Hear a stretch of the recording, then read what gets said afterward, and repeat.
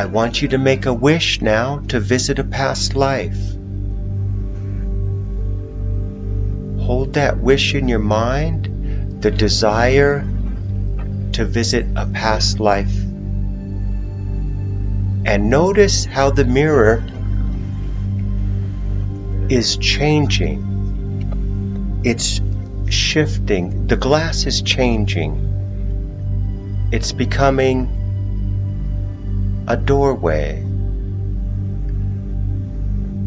Step through this doorway quickly before it closes, and when you step out on the other side, you will be in a different time, a different place, and a different life.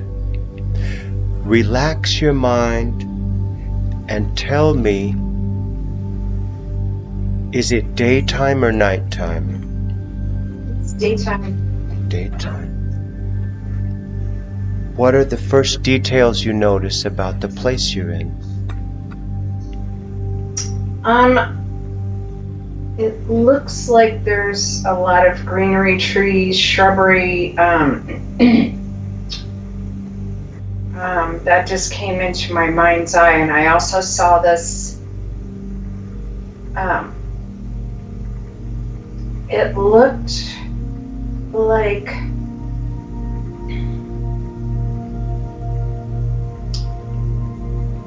it was a black man that was like hunched down, kneeling down, and his chest was bare. Yes. He has some kind of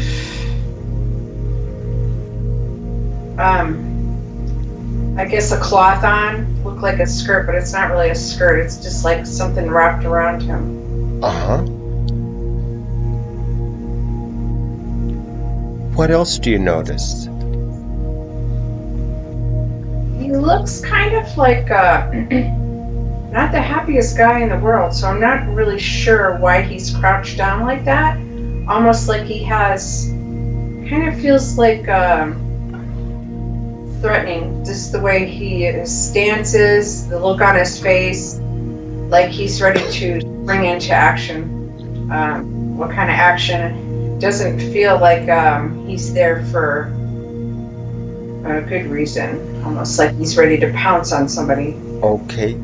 Does he look like he is angry or afraid, or like he wants to attack? Yeah, he looks angry, like he's ready to attack. Okay. Okay. Does he have a weapon?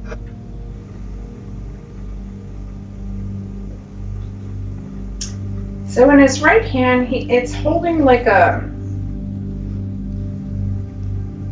almost like a staff. It goes up pretty high. Well, considering he's crouched down, it's probably the same height as when he's standing up, because you could tell when he's crouched down, his stature is like on the shorter side. But this staff thing, it looks like he made it, or I'm not sure what kind of tree it's from, but has like a bulbous end on it. And okay, excellent. He is watching someone from his crouching position? Yeah. Who is he watching? Let me get behind him so I can see. Okay.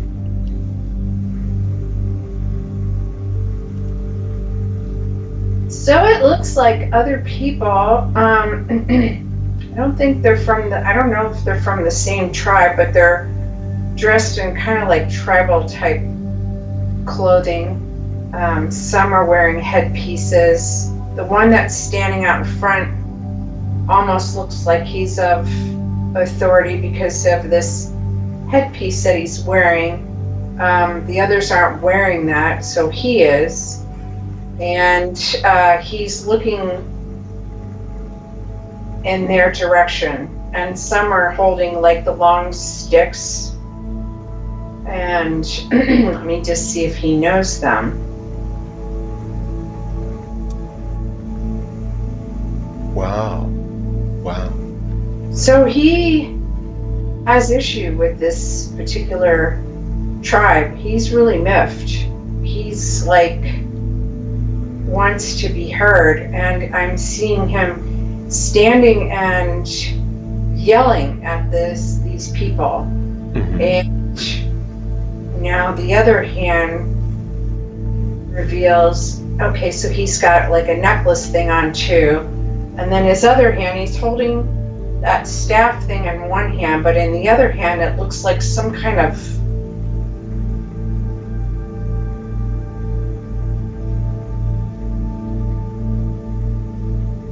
club, or like on one side it could be a club, and on the other side it looks like kind of like a primitive axe type thing, and it has it's ornamented with, has like this ornamental stuff wrapped around it.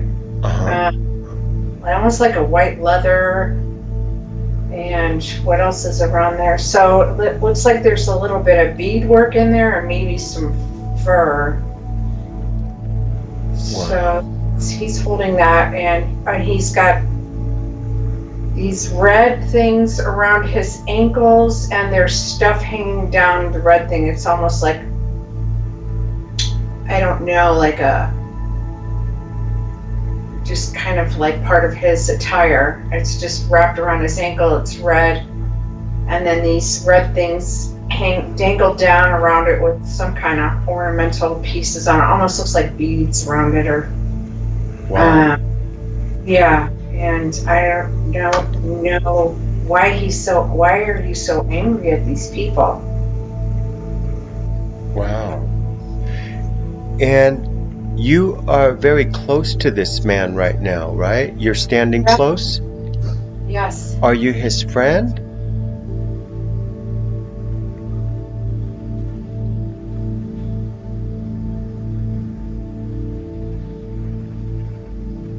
Friends?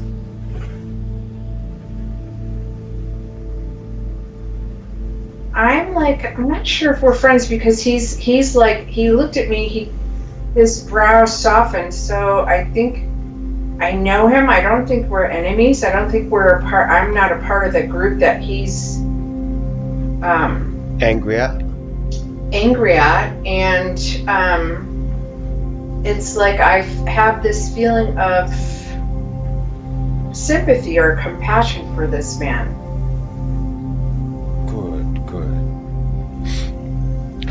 I want you to take a look at your own clothing now and tell me, what do you notice about your own clothing? What are you wearing? So I'm a guy. I'm similar color of skin. I would say like I'm a dark brown. His skin is a lot darker than mine. Okay. Like, it's nearly black, and mine's like a dark brown. So I look very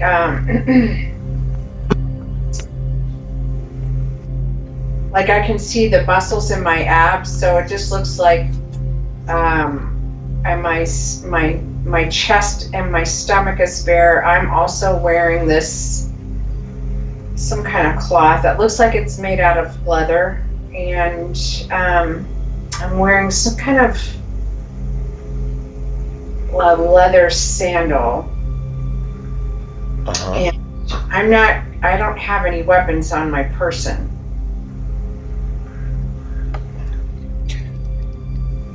What is your name?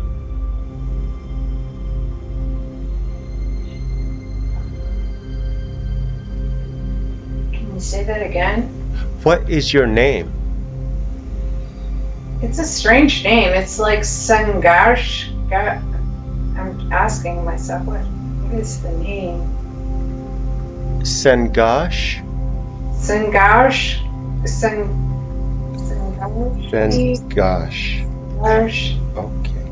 It has an R in it somewhere. Sengar, I think it is. Sengar? Yeah. Sengar.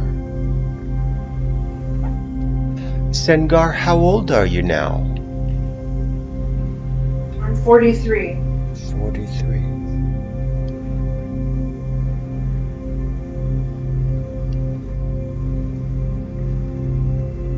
And as you watch this man, the darker man who has the staff in his hand and then what appears to be a hatchet in his other hand, he's crouched down and he's spying as if he's going to attack people from a tribe that's near him. Tell me, what happens next?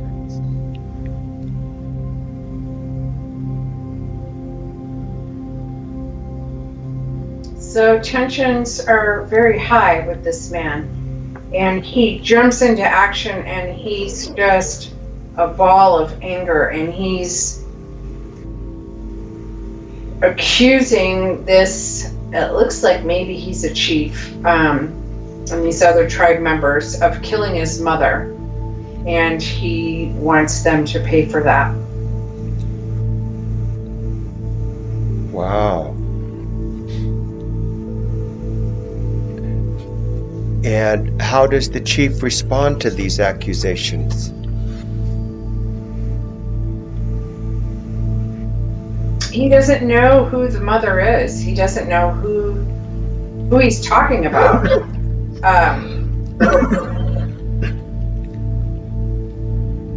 He just can't believe this guy that's acting sinkily.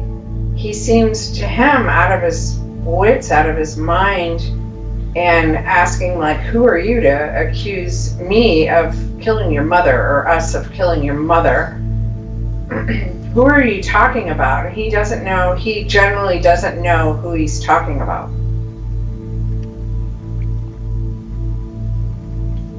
And are you an ally of this man, or are you standing there as an observer or as an ally? Are you on his? Are you one of his friends or from his tribe?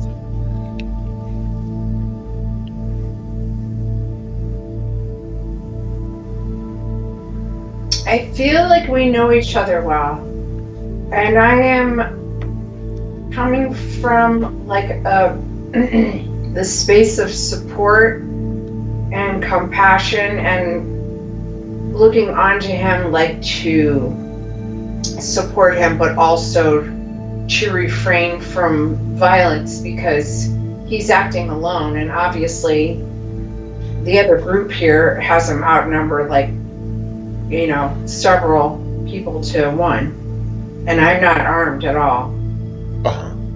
Okay. So you're there as an observer and as a mediator, maybe, like to make sure this goes well, yeah? I'm kind of like in support of him to, you know, yes, go ahead and talk about it with these people, but try not to be on the attack, because you need to get some information, but I understand what you're after. And if you feel it's these people, it's your right to do that. It's your duty to do that, but it's almost like he needs to, you know, more information before he just outright accuses these people. But he's like just so angry, and so, you know, he just lost his mom. His mom was just killed, so he's like beside himself in anger.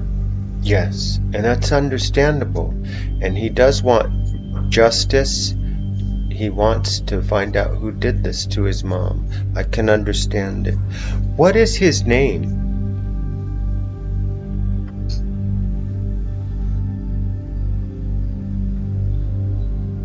What's your name? How do I say that? I'm trying to figure out what his name is. Oh. He's telling me, but I'm like, what is it? It's kind of weird. Okay, what's your name?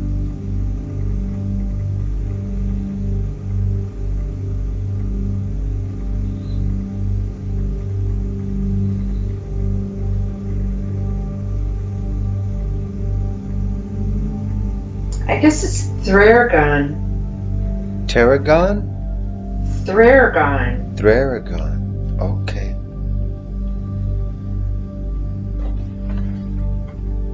Sengar, do you know what century it is?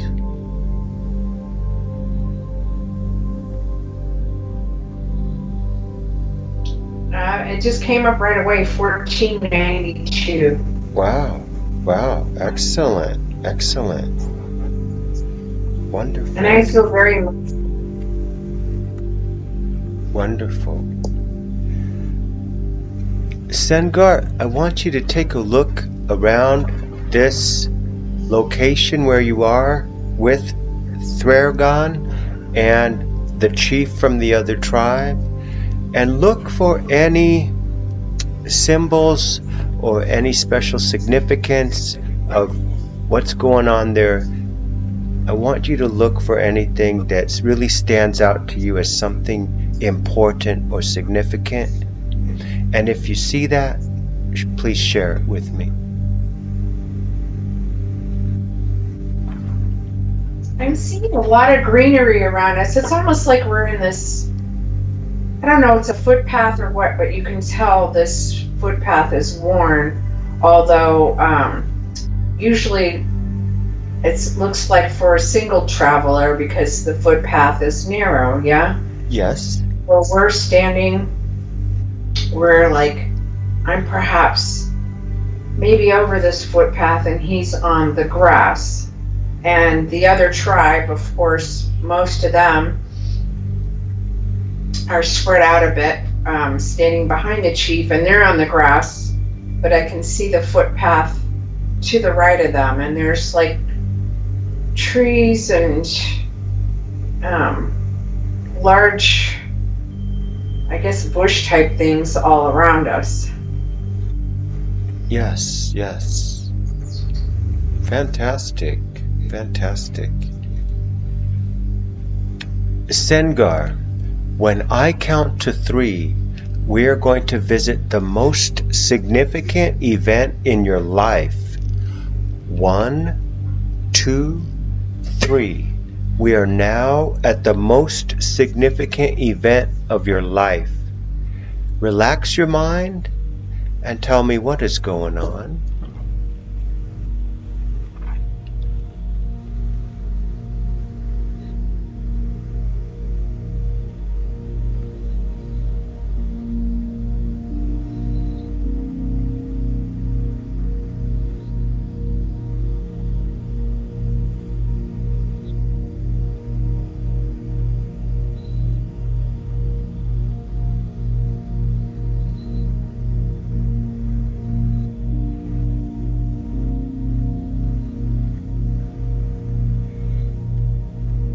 I'm seeing people.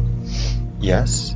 They're white people, and I'm seeing this small baby, and I guess it's my first experience seeing people, what I'm thinking to myself is from another tribe, but they're just, they're white people, and I'm seeing this young child. It looks like a young boy, probably around 2 years old, and he's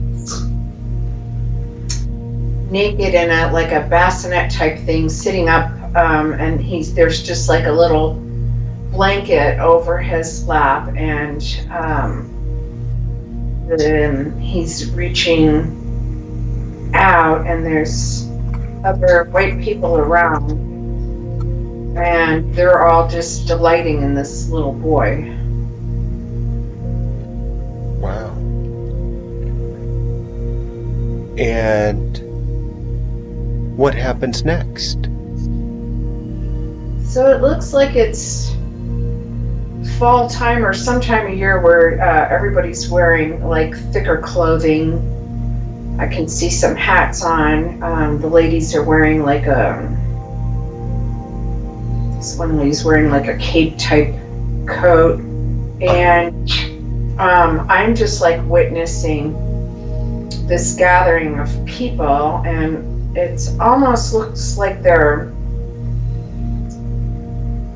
somehow out of place. So I'm not sure if they're traveling, like they're on the move, but it's like they're in the place where I live, and I know that's not where they're from. So it just looks like they're in transit to go someplace. They have things with them, and then there's this child, and they paused for a while. I'm not sure, just to rest, and I'm just like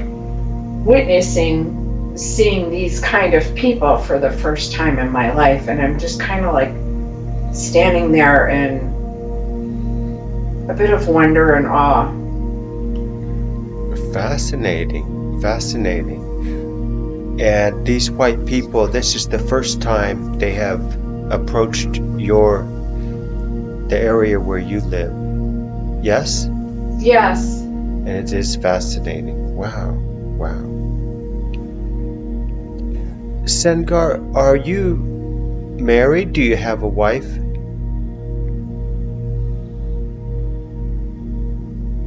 Yes. Excellent. Do you have children?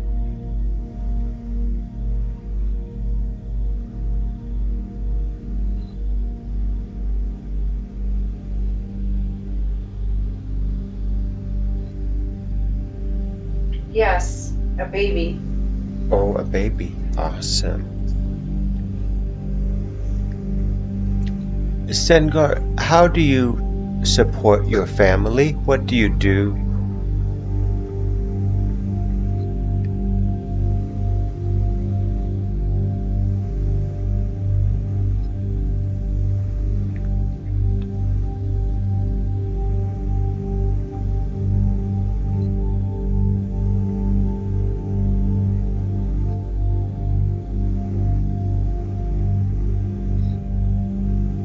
I think I'm just like a hunter-gatherer.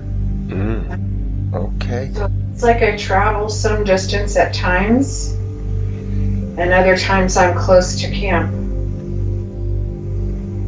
Excellent, excellent. What are your favorite animals to hunt?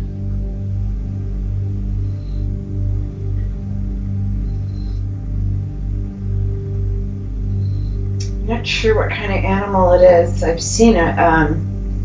It's not like a deer. It's, although the face is deer-like, but it has horns that come out and go like curl back. Oh. And it has a large body like a deer, but it's very and the fur has different markings on it. So it's like brown, it has some goldish blonde and white and lighter tan and white, and then the body has that same markings as the head, and they're very fast. Fascinating, fascinating. I could totally see that. Fascinating. Also smaller animals. Good, good. And when you go hunting, do you hunt alone or do you go with other members of your tribe?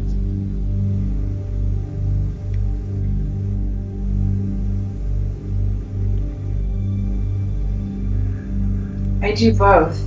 When we go on hunting trips to go out farther away from camp, we go in a group, and I organize this group. Good, good, good. Excellent. Sengar, when I count to 3, we are going to visit the last day of your life, just a few moments before you die. 1, 2. We are now at the last day of your life, just a few moments before you die. Relax your mind and tell me what is going on.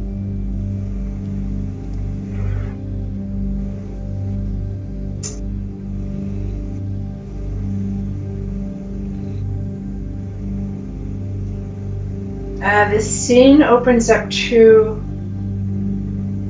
I've been attacked. The camp has been attacked, and there's a weapon. It came through the right side of my body, and I'm lying down on the ground, and the weapon actually went through my body, and it looks like I'm just bleeding out. And I'm looking around me at this like attack scene, and other people lying on the ground, and it's generally, yeah, that's what it's opening up to. Wow. Was this an unprovoked attack, or is your tribe at war?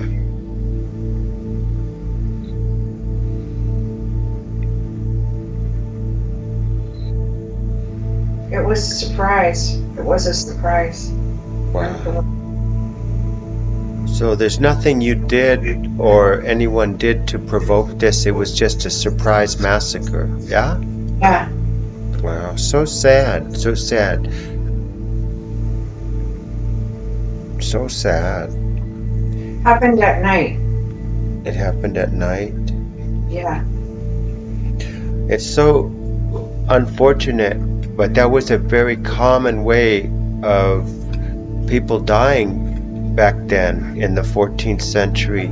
They were just random attacks like that, ambushes and massacres by night. And wow. It was a very brutal time. It was a very brutal time. Sengar, as you think about your life, do you have any regrets for the way you lived your life?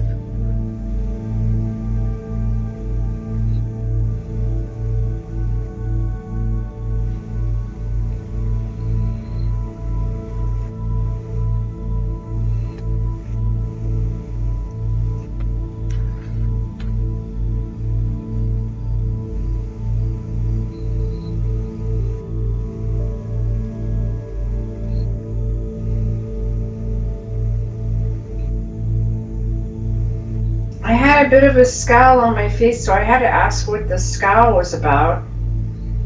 And I saw this picture of children playing and adolescents playing. And I got the feeling that he kind of felt sorry for himself because he didn't really have a childhood. It was like a lot of work. He never experienced like the playtime. I see that what affected him somehow. Yes, yes. He had no choice but to be strong and tough and make good decisions right as a child, yeah? Yeah. Wow, that's unfortunate. That's a really difficult life that he lived. Wow. Sengar, before we say goodbye to you, and thank you for these wonderful memories you're sharing, do you have any advice for Pramala in her current life? Do you have any advice to give her?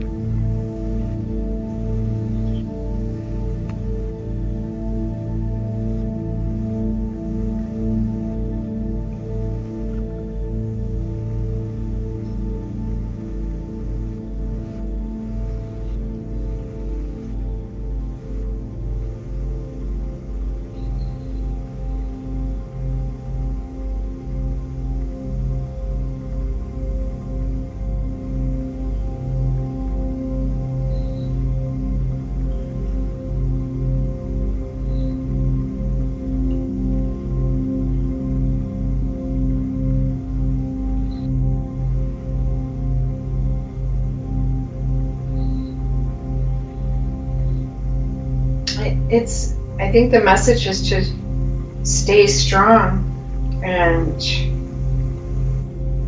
trust your gut. It's like just stay strong, believe in yourself, trust your gut. That's good advice. That's good advice. Yes. Yes.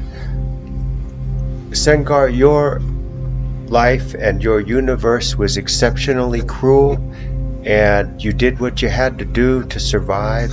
It was a bloody time, and there was not a whole lot of love and compassion, and you did your best, and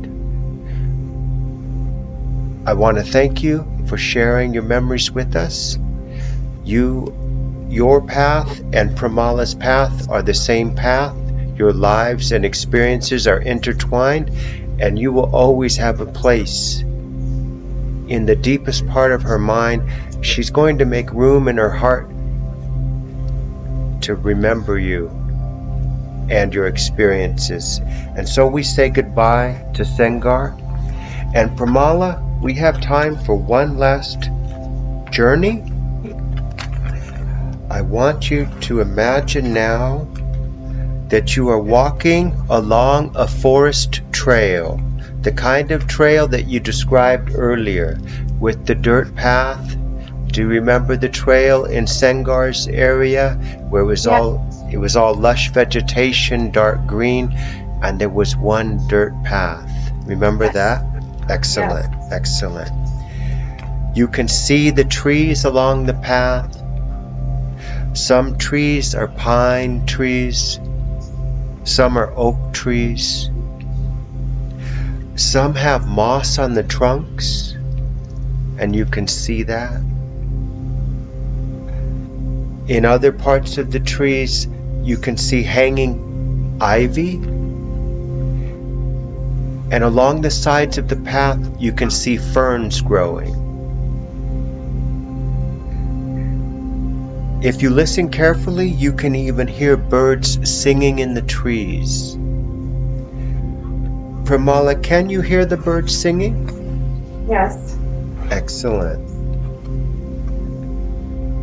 As you walk along this path, you can see your feet and your shoes as they walk step by step down this magical path.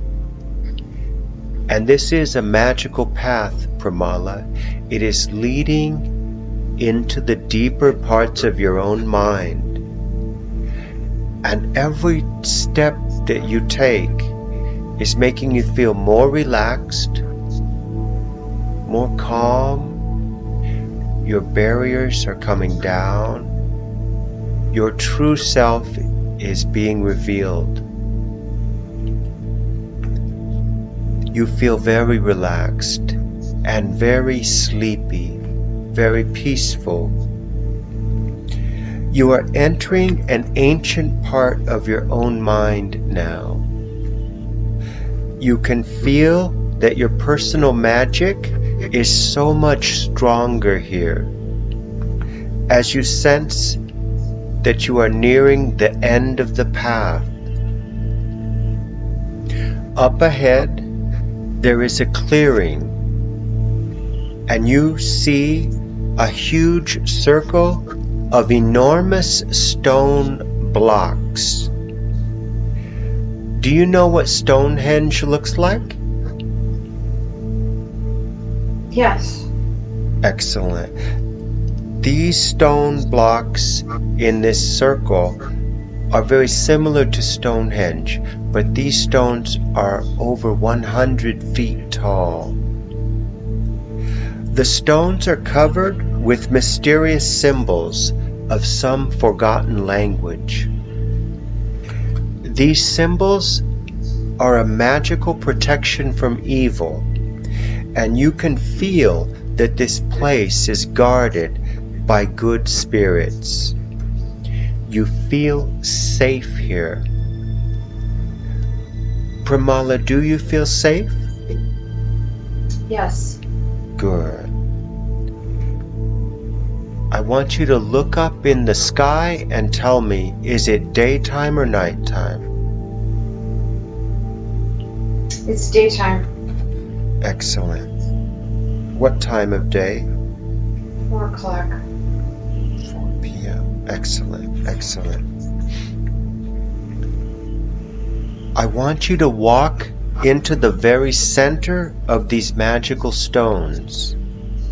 See yourself standing in the exact center of these huge stone blocks. How does it feel to stand there in the center of these magic stones? I'm feeling all this energy rising up around my feet and legs. Yes, yes. That's exactly what you're supposed to feel. Yes, yes. This is a sacred place. Pramala, this is where your higher self will speak with you. Now I want you to look up into the sky and ask your higher self to give you an important message about your future, a message that will help you. I will stop talking now so you can hear the message in detail, and when you are ready, you can share the message with me.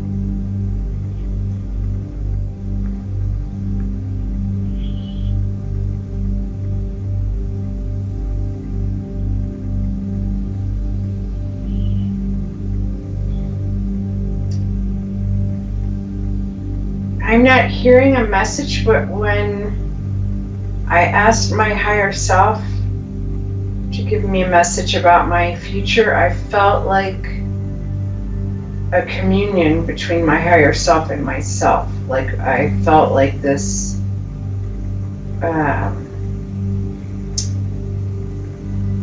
like we came together as one, and there was this deep silence. That's what I'm feeling. Wow, wow. Amazing, amazing. Pramala, is your life in a good place right now? Yes. Good. Then perhaps that's all the message you need. If there's no crisis in your life, then that's good that you had this bond, this communion with your higher self, and that is a good message. I would love to have that message where life is good and there was no important, urgent message to be given. Beautiful, beautiful. See yourself now bowing your head in respect for your higher self, and give thanks for this union that you shared. Invite your higher self to communicate with you at night while you sleep, to guide you through difficult times and help you make difficult choices. Your higher self is always with you, and because of this special closeness you just shared, your higher self will be speaking with you. You may get flashes of insight at random times throughout the day, or you may have very visual and vivid dreams that are messages from your higher self. Fantastic. You did fantastic, Pramala. In a moment, I'm going to emerge you from hypnosis. When I count to 5, you'll be wide awake and feeling great. And most importantly, you're going to remember all the details about Sengar and his fascinating life, and about the feeling of energy and harmony and union you had with your higher self. 1, energy is slowly returning to your body. 2, your fingers and toes are feeling this energy first. 3, your body is feeling awake and refreshed. 4, your eyes are beginning to open. And 5, eyes open, wide awake, feeling great.